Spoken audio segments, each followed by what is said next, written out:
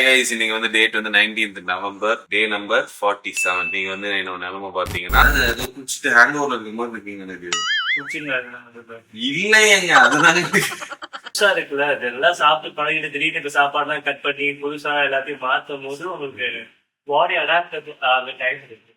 எங்க வீட்டுல போய் சொன்னா என்ன சொல்லுவாங்க, அது உன்னோட கண்ணு வச்சுட்டாங்க அப்படின்னு சொல்லிட்டு சிம்பிளா முடிச்சுட்டு போயிட்டே இருப்பாங்க. அரை பாய்க்கு